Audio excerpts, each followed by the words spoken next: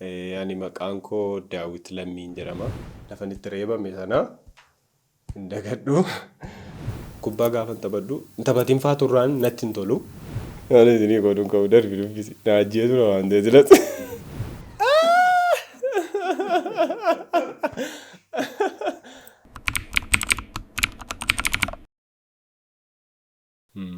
Tole. Guddaa galatoomi siin jedha. Carraa kana naaf laachuu keef galatoomi irra deebiin siin jedha. Ani maqaan koo Daawit Lammiin jedhama. Godina Wallagga Lixaa magaalaa Najjootti dhaladhee guddadhee naannoo ganda Duwwaa Afur Miishinii jedhama bakki isaa.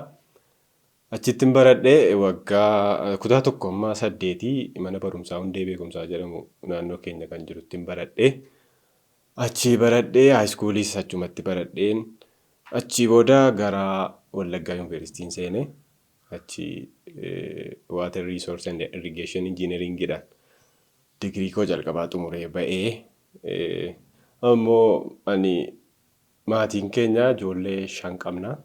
Dhiira 4 fi shamarran 1. An dhuman dhaladhee ergasii booda gara aartii kanatti dhufee makamee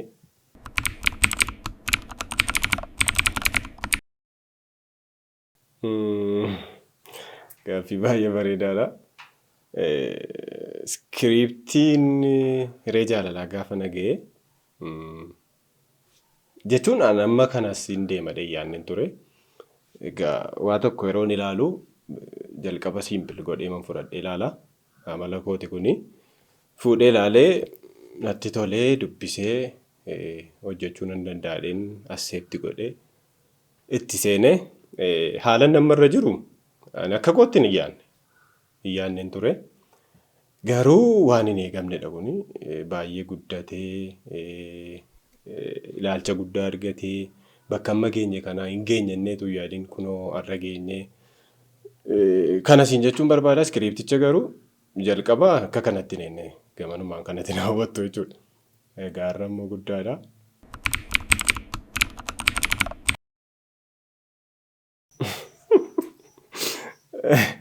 Kaaraakterii milkii gaafa naa kenname waan milkii ibsu jira. Stooriin jalqaba si ergamu sun naa ergamee dubbiseen milkii kanaa wajjin akkam nuyi wal beennaadhaan ilaalaa ture. Milkii ijji wal hin beennu dhugaa dubbachuu fi walis hin beennu walis hin arginu.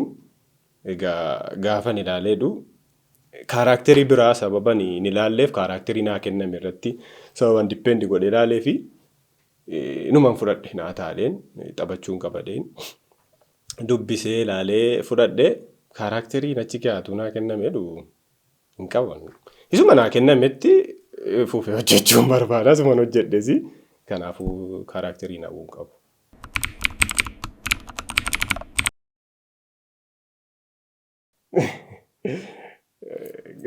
Gaaffii baay'ee nama dinqe. Diraamichuu warraa ilaalanii qarshii maaliif akkas jaallatta naan jedhu. Garuu asitti kanan dubbachuu barbaadu milkiin nama biraadhaa Daawitiin nama biraadha. Kun yoomiyyuu waan beekamaadha. Amalli koof amalli milkii walitti kan dhufu jira waan jedhamu hin jiru na bira. Milkiin kan biraa Daawitiin kan biraa. Kaaraakterii mataa isaa danda'e qarshii jaallataa nama jala fiigaa maaliif akka godhus qabaa sababa gahaa qabaa. So inni milkiidha. Ani amala milkii sana keessaa amalli Daawitii ijji walitti dhufu hin jiru gamanumaan kana jettimu waliin arginu jechuudha. Kaaraakterichi kan biraadha an kan biraadha. Jireenya koo fi milkiin walitti hin dhufanii. Ani jireenya koo keessatti maallaqa malee namni hin jiraatu.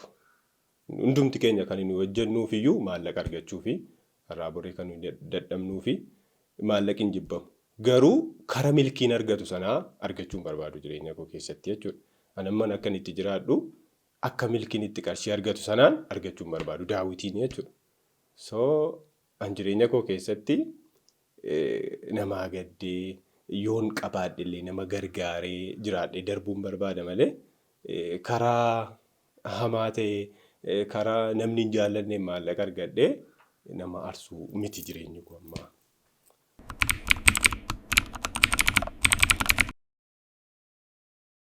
Wanti hin daganne episoodii 11 natti fakkaata. Lafan itti reebame sana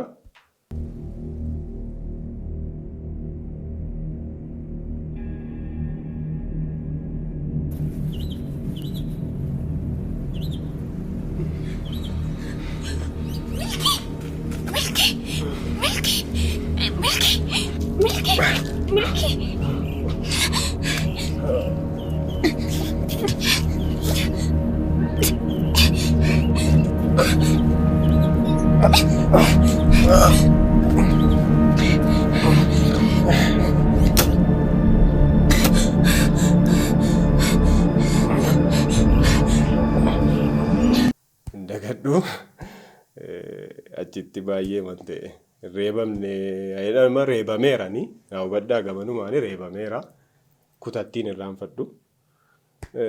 Kanaan achi mudannoo warra waraabbii kana mudate immoo waraabbii utuu duukamii deemnu yaadadhaan dagadhu ishee kana ijoolli dugda duuban deemaa ture. Namoonni lama akkas mana shaayii wayii jala taa'u na waamanii hin deeminatii namoonni si arginaan si reebuu naan jedhan. Eewwan jedhe deemaniise waamanii na waamanii milkedhanii gaafa isaan ekkedhanii ammoo kanatti sammuu namaa lixeeraa jedhee na dhibe baay'ee sana booda waraabbiitti seenne kanan dagadhu.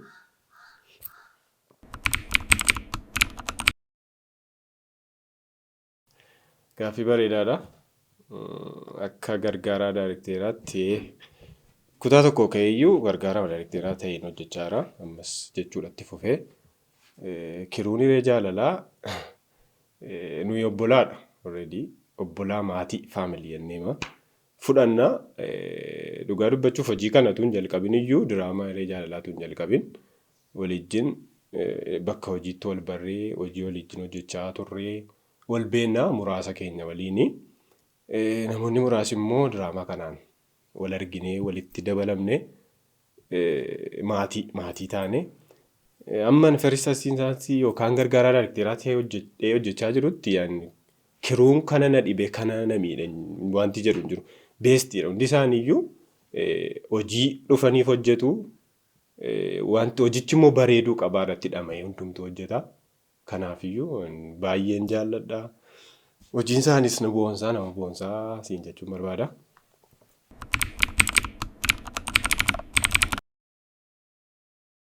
Jireenya koo keessatti yaani kumaara hin taphadhees hin beeku. Milkii taphata. Daawwitiin hin taphatu jechuudha gamanumaan kan isin hubachuu qabdanii. Milkiitu taphataa. Milkiin kumaara jaallataa kumaara taphataa malee an daawwitiin kumaara taphadhees hin beeku. Taphadhuus hin taphadhees hin beeku.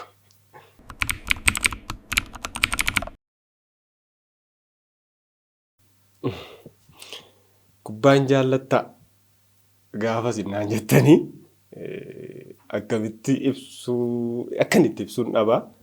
Kubbaa baay'een jaalladha. Ilaaluu qofas miti. Baay'ee taphachuullee baay'een jaalladha. Wanti na gammachiisu yoo jiraate kubbaa taphachuudha. Tokkoffaa taphachuu fi ilaaluu baay'een jaalladha. An Cheelsiin deeggaraa Proud of London Blue inni darbinaa. Gamanumaan illee injifannee torbeen kun torbee injifannooti nuufi. Cheelsiin deeggaraa kubbaa ammoo baay'een jaalladha. Dhugaadha baay'een jaalladha kana keessa naa baraa.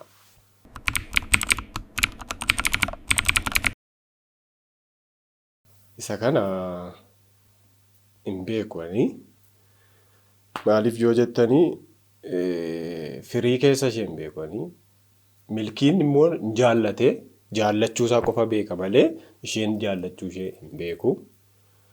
So kan eenyu akka isheen taatu hin beeku dhiifama naa godhaa.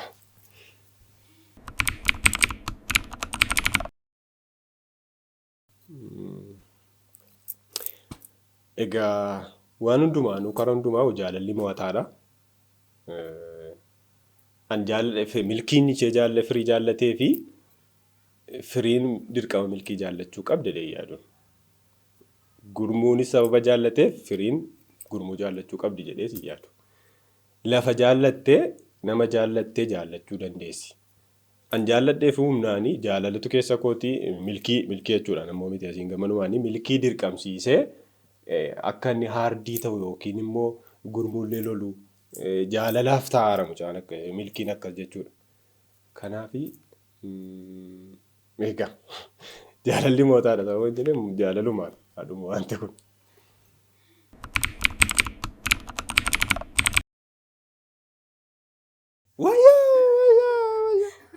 Waan isa moon dubbatinette. Diraamaa irratti sirriidha milkiin nama aarsaa. Gara jalqabaa namoonni maallaan jedhu turanii hoolaa giiftii naan jedhu. Isheen kun baay'ee natti dhaga'amti amanumaan dhiibaa. Hoolaa giiftii naan jedhu laayivii yeroon seenaa ture footoo suuraa jalatti. Jechoonni kun jiru garuu lafatti ammatti nan mudanne. Garuu ilaalchi gaafan ilaalu ilaalcha jechuun aariidhaan kan na ilaalan nan arga. Kitti na ilaalanii kan darban. Garuu ifatti akkasidha namni natti dubbate hin jiru. Jabaadhaa hojii bareedaadha naan jedhu. Waan yaadadhe waan yaadachiiste guyyaa tokko galgalan galaara. Waraabbii maan galaara waraabbii maree jaalala. Yeroo baay'ee halkaniin galanatti dhiyaa. Taaksii irraa bu'eenii galaa irraa jijjiiraa. Achii booda ani darbeera yaadaan hin qabne garuu namni akka ittiin harkutee ture irraa siqee maal edheen dhaabadhe yaade gaafa galagalu namni guddoon tokko jaartii guddoon tokko na ilaalu turanii dhiisee moo tokko jennaan mi'a deebi'ee naan jedhan saayitii tokko wayi dukkanadha. Na beeku tarii adeeman deebi'ee waa'een diraamaa sammuu koo gaa badeera ijoollee hiriyyoo tokko wajjin ture deebi'een na dubbisanii. Hojiin keessan nan ilaala bareedaadha. Ati garuu lafattis akkasii gaafa sanaa jiran lakkee akkas mitiin jedhee garuu annaan galle ture erga isaan waa'ee hojii keenyaa kaasanii akka diraamaa daawwatan naa galeen galatoomaattiin jedhee kun nan dagadhe dhiiba. Achiin booda adaraammoon dubbatinii interviyuu waan tokko yeroo haasoftu akkasuma goote jaartiin tokkotti akkan dubbanne naan jedhan. Kun na mudatee ture. Akkasii.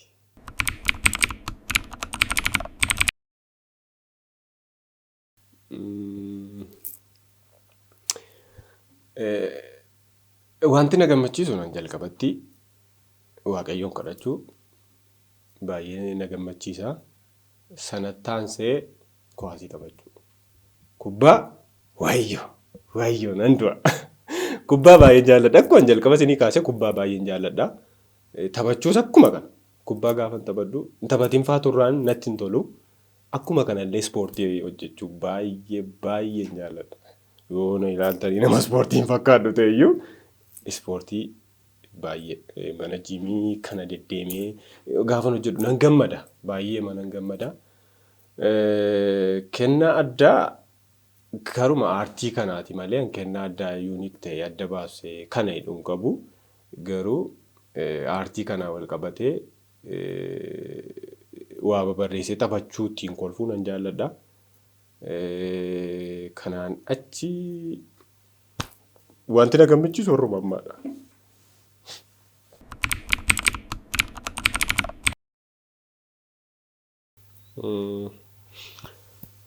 Egaa nama aartii gaafa taatu waan hunduma isaa utuu yaaltee nan danda'atte hojjettee natti tola. An akka kootti akka dhuunfaa kootti tole nan yaalaa nan hojjedha. Hin danda'u jechuun hin ta'u nan danda'a. Hunduma isaa iyyuu hojjenna. Fuulli koo nama kolfisiisaa nama kolfisiisus akkana waan hin beeku hin qabu. Namni yoo natti malee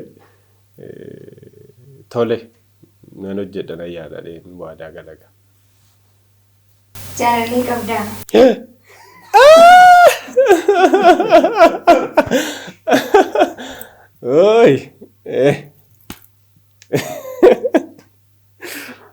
Maali maalgaa? Egaa akkamii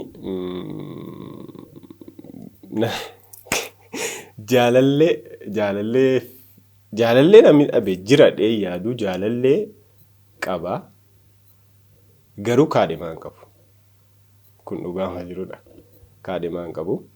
Akkas jechuun jaalallee qabdaa jaalallee jechuun kaadhimaa jechuu miti. Wayyoo Hadiisaa asumatti Hadiisaa dhumne wal dadhabne asitti jaalallee qaba garuu kaadhimaa hin qabu. Hadiisaa kutaa asumatti narraa dhaabaa. Seenaa jaalala keetii nuuf qoodii. Nanniiftanii.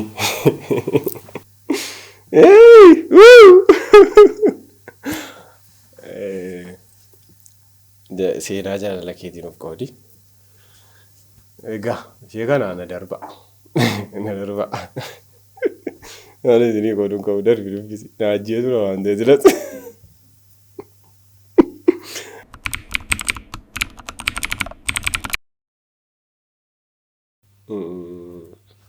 Ati maal fayyadamta naan jechuu dura milkiin maal fayyadamaa naan jechuu wayyaa. Milkiidha kan gammee firee adda baasu malee daawwitii miti. Kanaafi milkiin immoo sila kaafamee ture maaliif qarshii jaallata. Rakkoo qarshii qaba rakkoo maallaqaa jechuudha. Sana furuuf jedheeti. Kanaafidha utuu maallaqiin kaffalamuuf ta'e tarii milkiin hin godha akkas. Hin godha dee yaadu. Maallaqi immoo maaliin argama? Hojii hojjetameeti maallaqa argama mitiire. So kanaafi mucaan kun milkiin barataadhaa. Maallaqa argachuu maal gochuu qabaa? Waan ajajamee gochuu qaba. Malee milkiin gammee firee adda baaseef waan argatu hin qabu.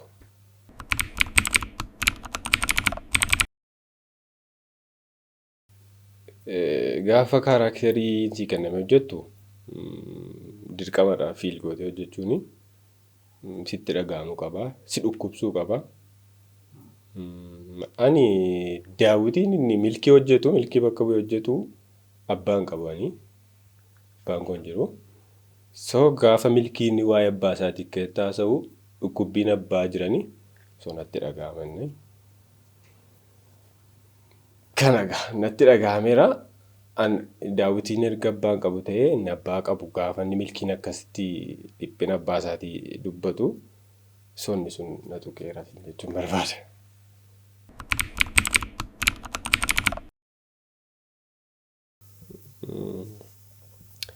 Ammas milkiin jaallatee miti ammas kan inni giiftii wajjin hojjetuufi akkuma isinii kaasee rakkoo maallaqaa qaba. Utuun jaallatiin nama maallaqa kennuufi wajjin hojjechuu qaba. Giiftiin immoo jalqabumaa kaatee baankii isaati. Kan milkii jechuudha. Yoo qarshii dhabee maal hojjedhu deemee gaafateeti kan inni maallaqa fuudhee ittiin wantoota tokko godhatu. Kanaaf tarii akka yaada kootti milkiin giiftii irraa adda ba'ennaan carraa qarshii dhabuu tusa mudataa jedhu yaada. Kanaafidha kan inni giiftii malee hin jiraanne milkiin.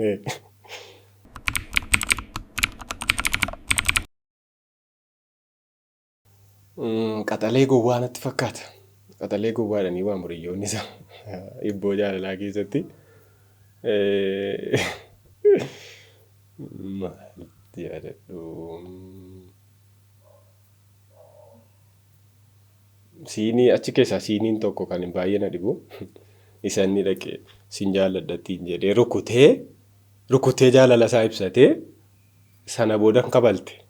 Yaadattu goote kabaltee addii isaa qabatee kabaltee maattiin jette sin jaalladhaattiin jette. Aarii ishee sana baattee sin jaalladhaattiin jette. Maddii isaa qabateeti sin jaalladha jette. Filiidha hiriyyaan isaa immoo filii sin jaalladha jette jecha fiigee sokkee. Kun baay'ee natti tola. Iddichis kan akkamiin si ibsu kaaraakterii sana keessa ta'uun qaba gaa. Akkas ture. Harkisaa akkas ture mucichi. Gowwaadha. Akkas ta'eeti. Yeroo jaalala ibsituu fedha hiriyyaasaatu gorse. yeroo jaalala ibsitu booksii tokko, dhiitichoo tokko, kaballaa tokko kenniifiitis hin jaalladha ittiin jedhii naan jedhee gorsa namaa fudhatee dhaqe mucichi.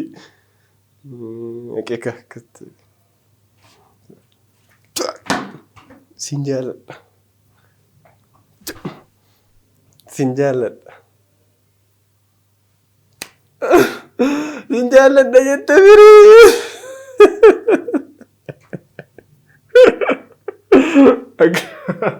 Akka jedheeti kan inni fiigee sokkee.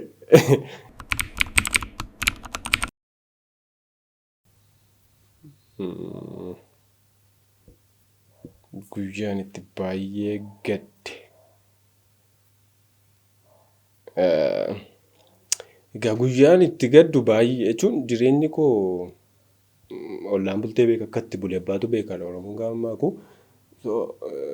Guyyaan itti gadde kana dheen baasu garuu guyyaan itti piik godhee adda sii baasu guyyaa umriin koo xiqqoodha kutaa 3 baradhaa yeroo abbaan koo itti du'ee amma natti dhaga'ama jechuudha. So yeroo namni waa'ee abbaa haasa'u biyyoonni natti dhaga'ama. Guyyaan sun maaliif jedhee yaada. Kanaaf guyyaa itti baay'ee arra taa'e guyyaan itti gaddu sana ture.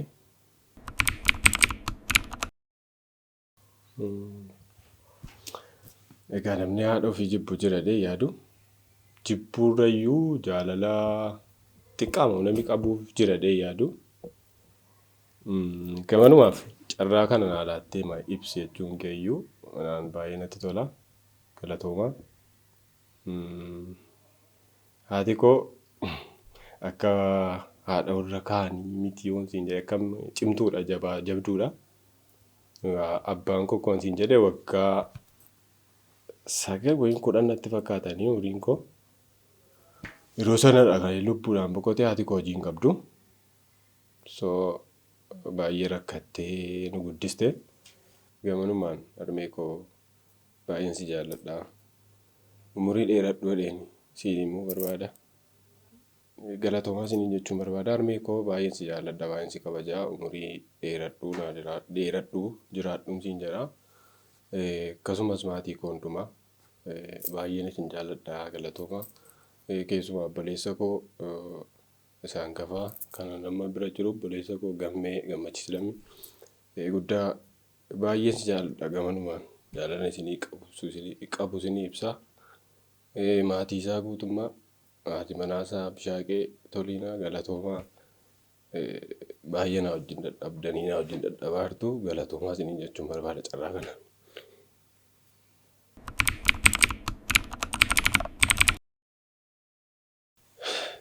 Yaadi keessanii akkasuma daawwattooti keenya diraamaa Irree Jaalalaa jalqabaa kee yaadi keessan nu faana jira ammallee nu utubee nu wajjin jira. Baay'ee isin jaalladha, baay'ee isin kabajna. Dhugaa dubbachuu fi utuu isin nu bira hin jiraanne as gahuu hin dandeenyu, carraa kana argachuu hin dandeenyu. Isin kan utubaa nuuf ta'e isin nu ga'ee hojii nuyi hojjennu ilaalee kan amilee nuuf ta'e isin waan ta'eef ulfaadhaa isinillee gamanumaanii nu jajjabeessuu hin dagatinaa. Akkuma jirtanitti itti fufaa nu jajjabeessaa. Nus diraamaa Irree Jaalalaa akkasiin barbaaddanitti bareechinee isin biraan ga'uuf qophiidha. Isin biraanis ga'aa jirra. Kanadha yaadiin qabu ulfaadhaa isiniin jedha.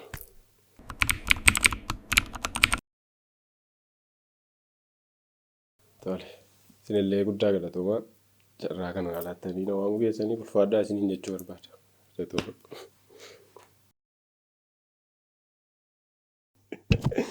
Ay, afaan akkudi. Afaan akkudi.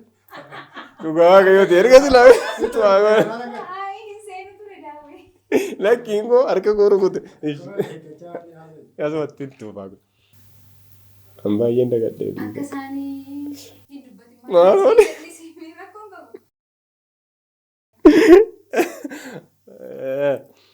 Jaalallee qabdaa.